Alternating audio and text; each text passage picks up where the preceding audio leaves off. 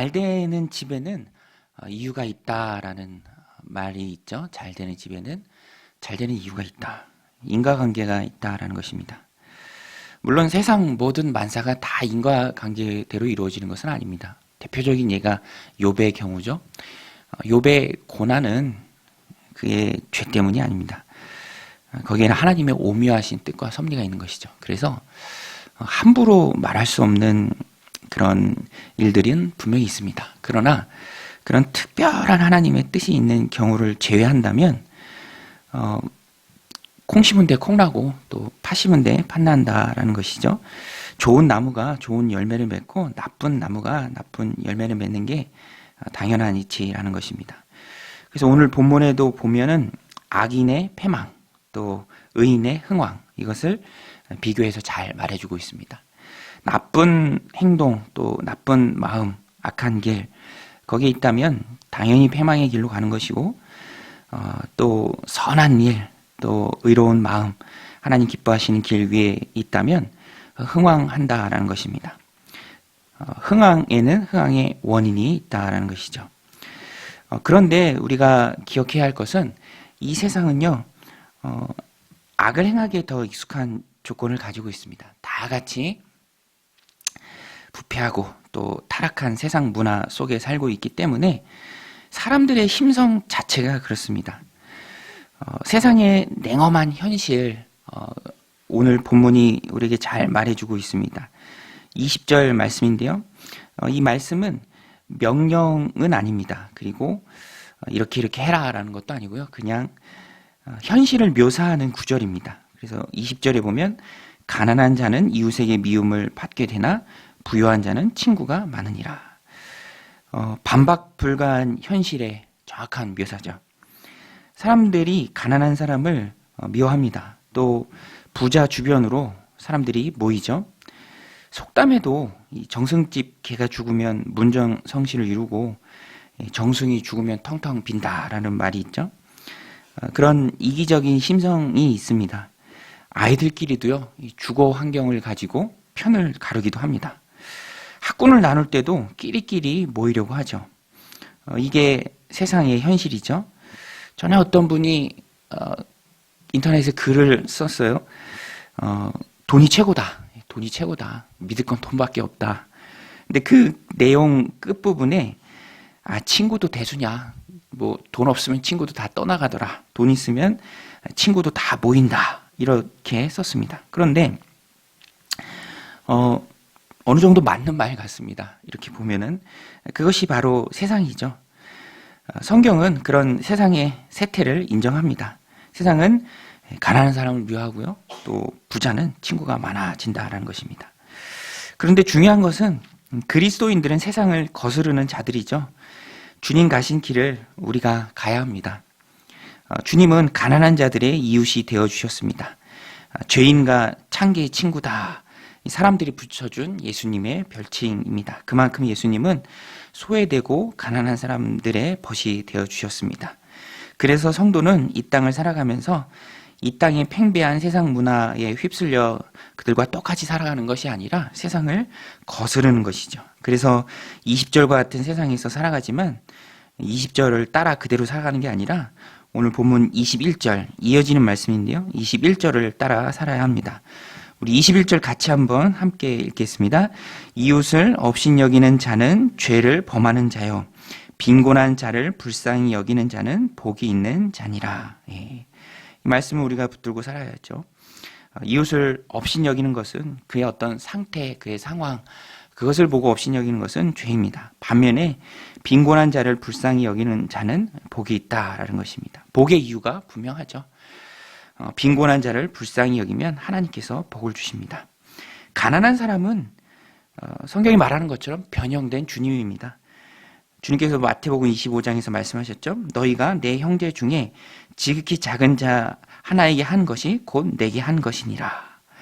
오늘 본문 31절에도 같은 의미의 말씀이 나옵니다. 31절에 보면 가난한 사람을 학대하는 자는 그를 지으신 이를 멸시하는 자요. 궁핍한 사람을 불쌍히 여기는 자는 주를 공경하는 자니라. 오늘 우리는 가난한 자들, 어려운 자들, 소외된 자들, 우리 하나님의 두 가지 큰 속성이죠. 사랑과 공의. 그 앞에 나오는 사랑은 쉽게 얘기하면 우리 사회에서 가난한 자가 없게 하라는 것입니다. 가난한 자가 없게 하라. 빈곤한 자를 긍휼히 여김으로 하나님을 공경하는 그런 모습이 있어야 한다라는 것이죠. 또 22절 말씀은 방황하는 삶과 인자를 얻는 삶의 차이를 말해줍니다. 방황하는 삶, 또 인자하심을 얻는 삶. 누가 하나님으로부터 긍휼을 얻습니까? 선을 도모하는 사람입니다. 선을 도모하는 사람. 반면에 악을 도모하는 사람은 잘못 가게 돼요. 그러니까 내가 무엇을 마음에 품고 그것을 추구하는가, 도모하는가, 거기에 따라서 방황하고 길 잃고 헤매는가, 그렇지 않으면 하나님의 사랑을 받는가, 인자하심을 얻는가, 그 결과를 만들어냅니다. 22절에 보면 악을 도모하는 자는 잘못 가는 것이 아니냐, 선을 도모하는 자에게는 인자와 진리가 있느니라. 이 도모한다라는 말이 두 번 연거푸 나오는데요. 하라쉬, 쟁기질하다, 고안하다, 궁리하다라는 뜻입니다. 그러니까 자신의 이득을 위해서 타인을 속이는 그런 악을 궁리하고 도모하는 사람, 이 사람은 잘못 가게 되는 것이죠. 잘못 간다는 거는요, 헤맨다, 방황한다라는 뜻입니다. 내가 이렇게 계획하고 이렇게 속여서 요만큼을 빼앗으면 잘 될 줄 알았는데 그게 아니라는 것이죠. 방황하게 된다라는 것입니다. 물론 이 땅에서 한순간 잘 될 수는 있어요. 그러나 세상이 전부가 아니죠. 우리는 하나님의 말씀을 받을 때, 또 세상을 분별할 때 이 세상만 놓고 보면 안 됩니다. 영원한 삶이 기다리고 있죠. 한 번 죽는 것은 사람에게 정하신 것이고요. 그 후에는 심판이 있습니다. 잘 먹고 잘 살면서 잘못된 길을 가는 악인들, 그들은 그 길은 영원한 형벌까지 이어집니다. 그러니까 뭔가 좀 돌이킬 기회가 있어야 하는데 돌이킬 기회조차 없는 악인의 형통, 그것은 회개의 기회조차 빼앗긴 큰 저주라는 것입니다. 하나도 부러워할 이유가 없죠. 계속해서 잘못된 길을 가고 그 잘못된 길은 영원까지 이어진다라는 것입니다. 반면에 선을 도모하는 자, 하나님의 긍휼하심, 인자하심을 받습니다. 하나님의 사랑을 받죠. 선을 도모한다라는 것은 말 그대로 선을 궁리하는 거죠. 내가 어떻게 섬길까? 어떻게 사람들을 이롭게 할까? 어떻게 도와줄까? 어떻게 저 영혼을 좋은 길로 인도할까? 생명의 공동체인 교회로 인도할까? 복음을 듣게 할까? 자꾸만 아이디어를 고심하는 것입니다.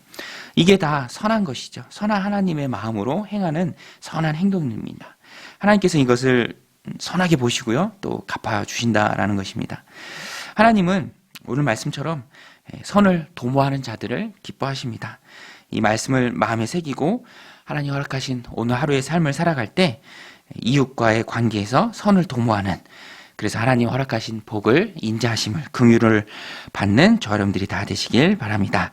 26절은 이 잠언 주제인 여호와를 경외하는 자들이 얻을 복입니다. 여호와를 경외하는 자들이 얻을 복.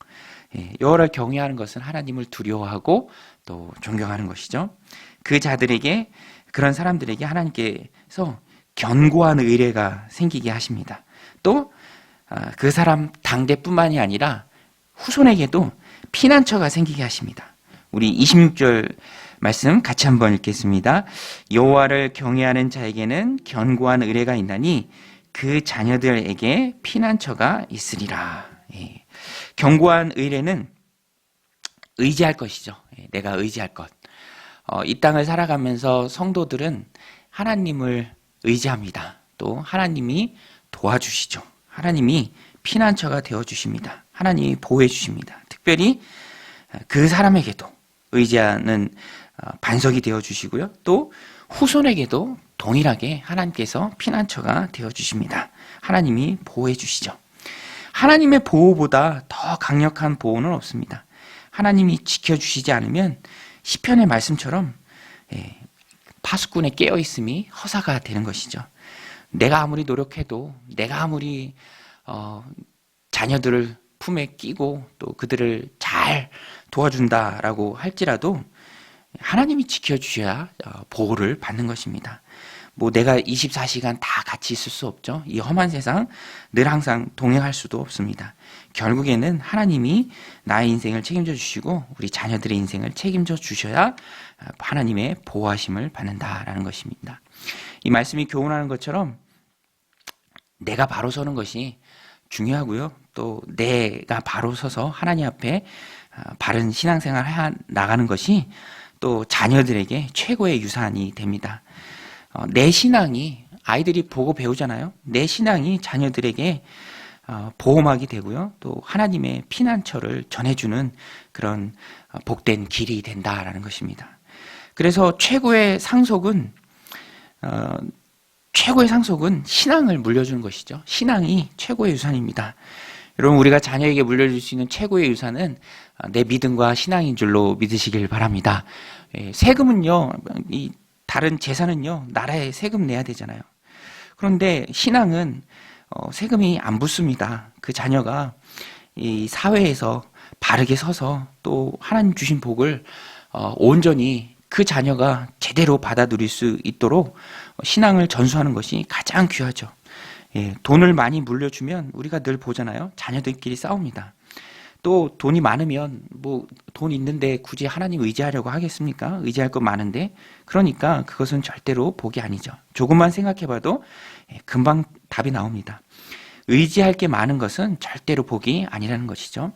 이 말씀을 마음에 새기고 내가 신앙생활을 잘해서 내 자녀들에게도 그 신앙이 전수되고 그들이 직접 하나님의 큰 복을 받아 누리는 그런 믿음 안에 살아가는 축복이 저 여러분들 삶 가운데 가득하시길 바랍니다. 가난한 자를 긍휼히 여기고 그들을 돕는 것.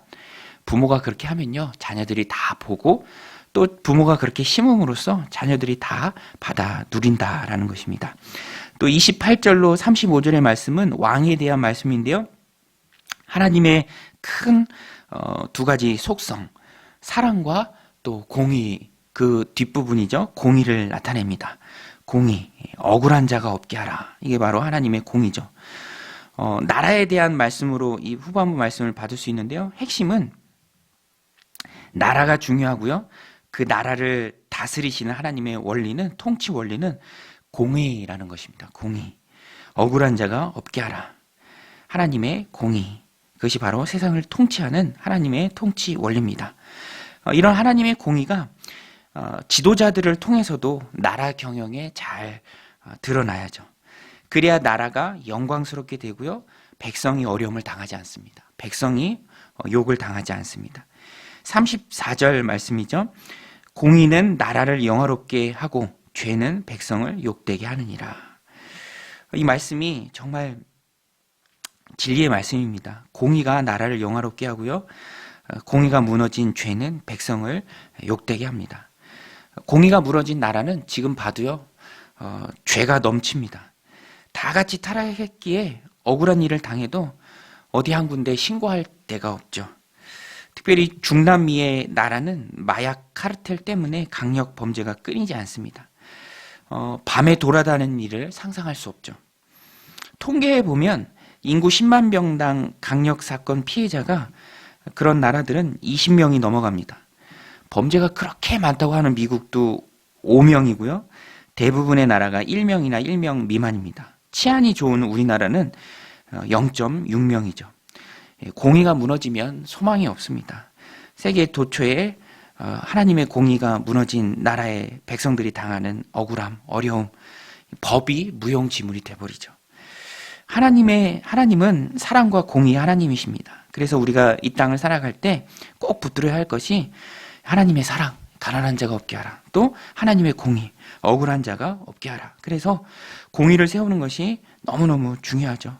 하나님 만드신 세상에 긍휼이 풍성해서 가난한 자들이 없도록 해야 하고요.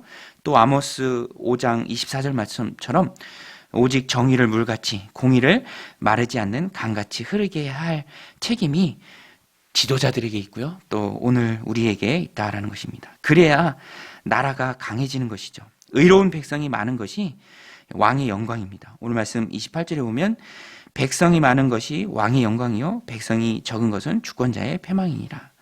오늘 우리는 하나님을 믿는 하나님의 백성으로서 이 땅에 하나님의 공의가 이루어지고 또 의로운 백성이 많아지도록 우리가 먼저 무릎 꿇고 이 나라를 위해서 기도해야 합니다. 얼마 전에 한미 정상회담이 마쳤죠. 저는 좋아 보이는 모습이 그 명예훈장 수여식 모습 참 좋아 보이더라고요. 근데 다른 것도 다 좋아 보였지만 그 행사를 하기 전에 원래는 비공개 행사인데 이게 중계가 되었죠. 시작을 기도로 하더라고요. 기도로.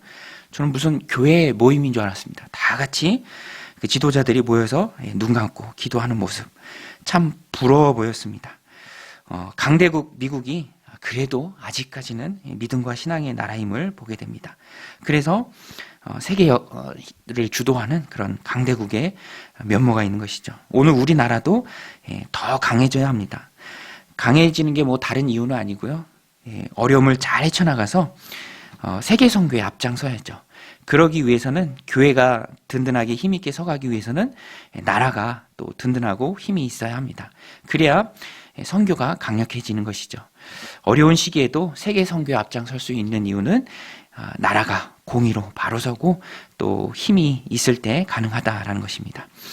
이 나라가 하나님의 공의가 넘치는 나라가 되게 하옵소서. 우리 믿는 자들이 늘 기도해야 합니다. 오늘 말씀 35절에도 보면 슬기롭게 행하는 신하는 왕에게 은총을 입고 욕을 끼치는 신하는 그의 진노를 당하느니라. 이 말씀처럼 이 땅 가운데 슬기롭게 행하는 그런 공직자들이 많아져서 하나님의 공의가 이 땅 가운데 충만하도록, 그래서 이 나라가 부국강병해져서 한국교회가 더 힘있게 세워지고요, 또 세계 선교의 많은 역할들을 우리나라 교회가 힘있게 감당하는 그런 축복된 나라가 되도록 우리가 함께 기도해야 될 줄로 믿습니다. 오늘 말씀 붙들고 함께 기도할 때 하나님의 변치 않는 속성 두 가지, 긍휼과 공의입니다. 사랑과 공의입니다.